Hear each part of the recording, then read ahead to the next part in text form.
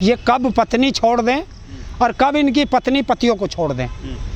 और इन्होंने ही समाज को गंदा किया हुआ है। और समाज को ये सोचना चाहिए कि ऐसे लोगों का जो भी ऐसा हो, वो किसी भी समाज में हो, उसका बहिष्कार कर दे। लेकिन जनता को बेवकूफ़ बना के ये उच्च पदों पर बैठ जाते। अरे यार, राजा भैया क्या है या स्वाति सिंह क्या है, ये मौर्य क्या है। गुजरात के सारे चुनाव लड़ा, उसमें पत्नी का नाम नहीं है। जब लोकसभा का टिकट भरा तो उसमें पत्नी का नाम भरा। ये बताओ क्या है, ये हवस है उन लोगों की और क्या है। इंसान की हवस होती है, वो हवस के पुजारी हैं। क्या कर सकते हो तुम। ये सबसे बड़ी बात है कि घर में जो संस्कार नहीं दिए जाते, अपने बच्चों को अगर आप संस्कार अच्छे दोगे तो आपका बच्चा हमेशा अच्छा रहेगा। और अगर आप अपने बच्चों को अच्छे संस्कार नहीं दोगे तो आपका बच्चा बिगड़ेगा। आप देखते हो, पति कोई छीन ले तो कोई डर नहीं, पत्नी कोई छीन ले तो खबर बन जाती है। अरे जितनी गुनहगार ये मौर्य है एसडीएम, उससे ज़्यादा गुनहगार, क्योंकि बीजेपी वालों ने तो एक नज़ीर बना के पहले पेश किया है, वो वॉशिंग मशीन में धुल गई। मैं उसके लिए सिर्फ एक ही चीज़ कह सकता हूँ, जो उसने किया वो बहुत घिनौना कार्य है। ऐसा नहीं करना चाहिए था, क्योंकि जिस व्यक्ति ने अपनी छोटी सी नौकरी में और इतनी बड़ी पढ़ाई हो, इस पढ़ाई में पढ़ाने में पैसा बहुत लगता है, कोचिंग वगैरह कराने में, और उसने कराई हो, और अब उसके बच्चे भी हैं, 2 जुड़वा बेटी हैं, तो बच्चे भी बड़े हो रहे हैं, 8-10 साल के हो रहे हैं। तो ये उसको भी सोचना चाहिए कि ऐसा उसने जो किया, ये समाज में भी और उच्च पद पर बैठ कर के जो किया, ये और भी बड़ी गलती की है। कोई भी अधिकारी हो, नेता हो, रिश्वत की मौज है, खूब पैसा कमा रहे, रिश्वत ले रहे, और वो पैसा उनके बच्चे उड़ा रहे, तो वो देखते ही नहीं कि वो पैसा कमाने में मस्त है, उसका बेटा या बेटी वो जो है गलत कारनामे करने में मस्त है। ना बाप बेटी को देख रहा, क्योंकि बाप के पास घर देखने का समय नहीं है, तो माता को बच्चों को देखने का समय नहीं है, क्योंकि पैसा तो उसके पास भी आ गया, वो भी बड़े बड़े क्लबों में जाती है।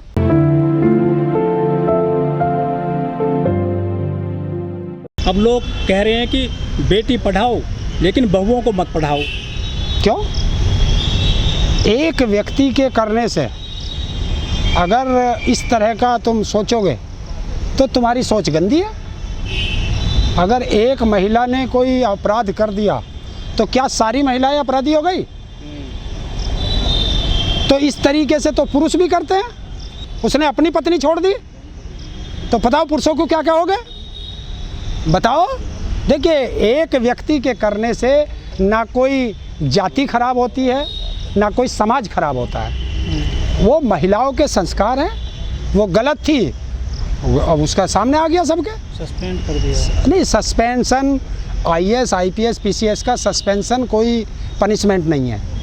ये तो सब जनता को भकाने का है। किसी का 3 महीने में, किसी का 2 महीने में, ये सब बहाल हो जाते हैं। सस्पेंशन से कुछ नहीं होता, टर्मिनेट से होता है। अब कई लोगों ने अपनी जो पत्नियां हैं जो तैयारी कर रही थी, मतलब सरकारी नौकरी की बड़े पैमाने पर, उन्होंने वापस बुला लिया कि आप तैयारी मत करिए। गलत है। देखिए, अगर मैं गलत हूँ तो पूरा पुरुष समाज गलत नहीं हो सकता, या एक महिला गलत है तो सारा महिला समाज गलत नहीं हो सकता। ये हमारी मानसिकता गलत है। सोचना चाहिए, एक महिला ने गलत किया है, उसे सज़ा मिलेगी। अब उसी महिला के बिना पे तुम पूरे देश की महिलाओं को, तो भारत की संसद में जितनी सांसद और विधायक बनी बैठी हैं, इन्हें सबको वापस बुलाओ। इनके पति क्यों नहीं बुला रहे? लेकिन बताओ। वो कह रहे हैं कि रास्ता बंद कर दिया महिलाओं की तरक्की का। नहीं, ऐसा कुछ नहीं होता। महिला बहुत सशक्त है, देश की 48% जनसंख्या है, आधी की भागीदार है, और एक महिला के करने से सब महिला बदनाम नहीं हो सकती।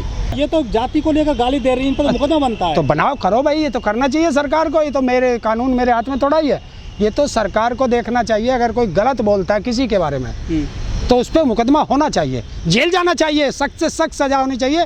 और ऐसी हर जिसको भी सज़ा हो, ऐसी सज़ा मिलनी चाहिए कि वो नज़ीर बने, ताकि दूसरा कोई उस तरह का अपराध ना कर सके। लेकिन सरकार नहीं चाहती, ये राजनेता नहीं चाहते कि ऐसा बने। ये चाहते हैं देश में झगड़ा रहे, 2 जातियां आपस में लड़ती रहें, ताकि एक जाति की वोट मुझे मिलती रहे। ये राजनेताओं की चाल होती है।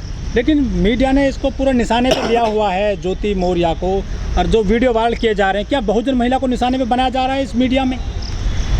देखिए, ये लोग क्या करते हैं, सरकार का एक एजेंडा है, वो एजेंडा आता है जिसे तुम बड़ा मीडिया कहते हो। इस मीडिया पे सुबह ही इनके व्हाट्सएप पे एक मैसेज आता है कि आज पूरे दिन ये एजेंडा चलेगा। देश का कोई एजेंडा चल नहीं सकता। इस देश की सबसे बड़ी खबर मणिपुर है, मणिपुर पे कोई बोल नहीं सकता। आप शाम को देख लेना, सारों पे मुर्गे लड़ेंगे, कोई चीन पे लड़ाएगा, कोई चाइना पे लड़ा, उस पर क्या नाम है, यूक्रेन पे लड़ाएगा, फ्रांस पे लड़ाएगा। आज तक तुमने किसी बड़ी मीडिया पर, जिसे मैं दलाल मीडिया कहता हूँ, उस पर आपने आज तक कोई देखा मणिपुर की खबर? कितने लोग मर गए?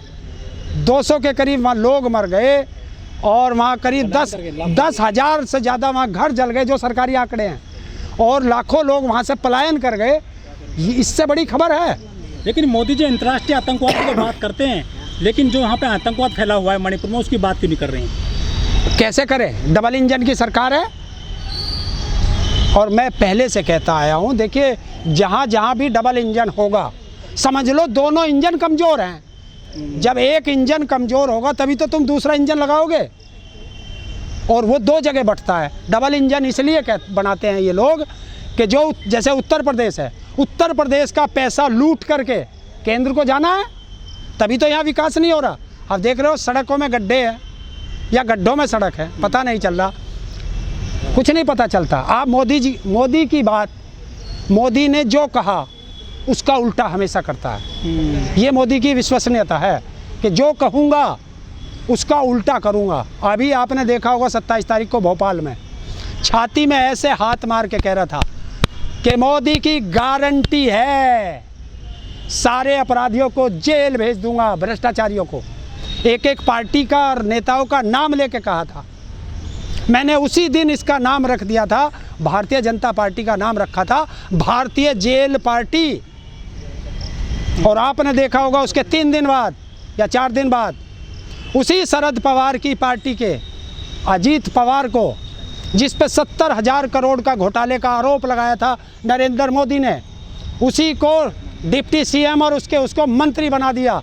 तो आज नरेंद्र मोदी देश को बताए कि 70,000 करोड़ में से कितने करोड़ रुपए की रिश्वत लेकर के उसे मंत्री बनाया।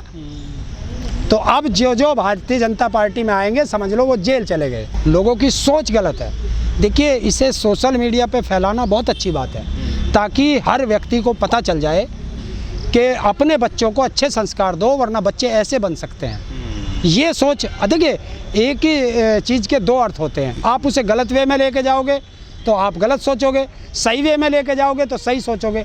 इससे ये मैसेज जाना चाहिए देश के अंदर कि आप अपने बच्चों को अच्छे संस्कार दें, ताकि आपके बच्चे इनकी तरह गलत ना बने। और जो व्यक्ति अपने पत्नी को या बेटियों को पढ़ाने से रोकता है वो गलत है, क्योंकि हर बच्चा नालायक नहीं होता। बच्चे बहुत समझदार होते हैं। अपने बच्चों को समझाओ, शिक्षा दो, परिवार के साथ समय बिताओ, सब खुश अच्छा ही